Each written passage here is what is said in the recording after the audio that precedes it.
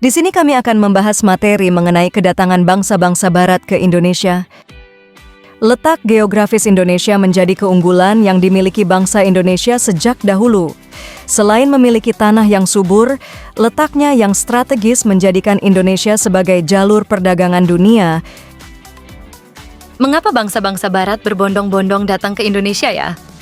Kekayaan apa saja yang mendorong kedatangan bangsa-bangsa Barat ke Indonesia? Gambar ini merupakan salah satu kekayaan yang dimiliki Indonesia, yaitu rempah-rempah. Daya tarik Indonesia bagi bangsa-bangsa Barat. Bangsa-bangsa Barat sangat membutuhkan rempah-rempah dari Indonesia, karena wilayah Eropa memiliki perbedaan kondisi alam dengan Indonesia.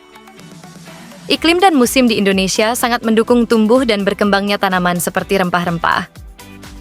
Sementara di Eropa, dengan 4 musimnya kurang mendukung tumbuhnya tanaman rempah-rempah, sehingga persediaan rempah-rempah di Eropa menjadi sangat terbatas. Rempah-rempah bagi bangsa Eropa dapat digunakan untuk mengawetkan makanan, menghangatkan badan di musim dingin, sebagai bumbu masakan dan obat-obatan. Negara tropis seperti Indonesia kaya akan rempah-rempah sehingga bangsa-bangsa Barat berusaha untuk memperolehnya. B. Motivasi 3G, Gold, Glory, dan Gospel. Semboyan 3G Gold, Glory, dan Gospel merupakan motivasi bangsa-bangsa Barat dalam melakukan penjelajahan di samudra. 1. Gold artinya emas yang identik dengan kekayaan. Semboyan ini menjelaskan bahwa tujuan bangsa-bangsa Barat datang ke Indonesia adalah untuk mencari kekayaan. 2. Glory. Glory artinya kejayaan. Semboyan ini menjelaskan bahwa tujuan bangsa-bangsa Barat datang ke Indonesia adalah untuk mencari kejayaan. 3. Gospel. Gospel artinya menyebarkan agama. Bangsa-bangsa Barat berkeinginan untuk menyebarkan atau mengajarkan agama Nasrani ke bangsa-bangsa di Asia, Afrika, dan Amerika Selatan. C. Revolusi industri. Revolusi industri adalah pergantian atau perubahan secara menyeluruh dalam memproduksi barang. Dari sebelumnya menggunakan tenaga manusia dan hewan menjadi tenaga mesin. Salah satu hasil dari revolusi industri adalah mesin uap. Penemuan mesin uap dapat dijadikan mesin penggerak perahu yang merupakan teknologi baru pada masa tersebut.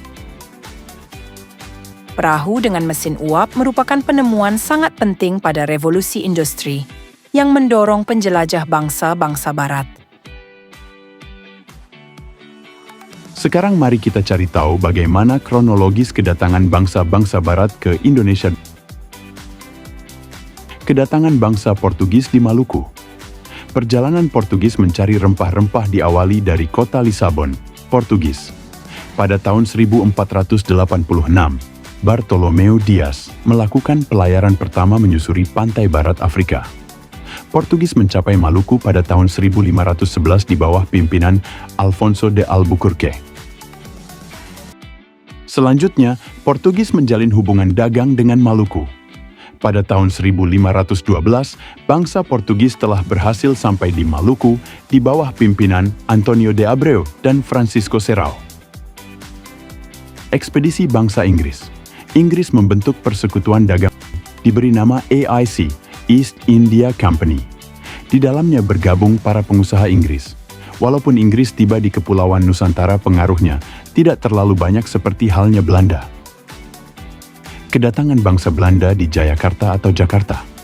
Seorang pelaut Belanda yang bernama Cornelis de Houtman memimpin ekspedisi ke Indonesia. Pada tahun 1596, armada de Houtman tiba di pelabuhan Banten melalui Selat Sunda. Kedatangan orang Belanda di Banten ini awalnya disambut hangat oleh Sultan Banten dan masyarakatnya. Karena Belanda hanya bertujuan ingin berdagang. Namun para awak kapal Belanda akhirnya menunjukkan sikap serakahnya dan tidak menghormati masyarakat setempat. Itulah yang membuat Cornelis de Houtman dan seluruh awak kapalnya diusir dari Banten. Belanda kembali mendarat di Banten dengan ekspedisi yang dipimpin oleh Jacob van Neck. Kedatangan Belanda di Indonesia yang kedua ini berusaha memperbaiki kesalahan yang dilakukan oleh Cornelis de Houtman.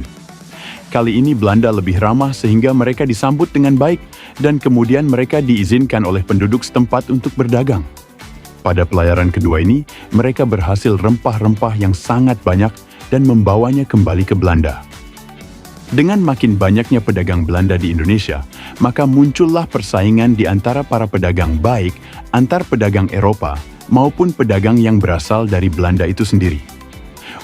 Untuk mencegah persaingan yang tidak sehat, pada tahun 1602, Belanda mendirikan persekutuan dagang yang bernama VOC. Pada mulanya Gubernur Jenderal VOC yang pertama yaitu Pieter Both mendirikan pusat perdagangan VOC di Ambon, Maluku.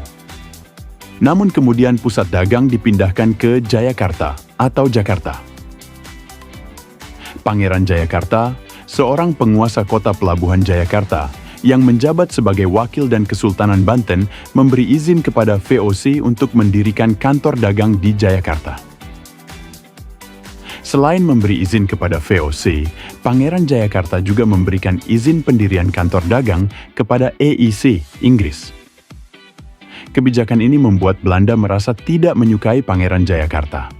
Gubernur Jenderal VOC pada saat itu, yaitu Jan Pieterszoon Coen, membujuk Kesultanan Banten untuk memecat Pangeran Jayakarta sekaligus memohon agar izin kantor dagang Inggris EEC dicabut. Tanggal 31 Mei 1619, keinginan VOC dikabulkan Sultan Banten. Momentum inilah yang menjadi mata rantai kekuasaan VOC dan Belanda di Nusantara pada masa berikutnya. VOC menikmati keluasan dan kelonggaran yang diberikan penguasa Banten. Jayakarta oleh VOC diubah namanya menjadi Batavia. Untuk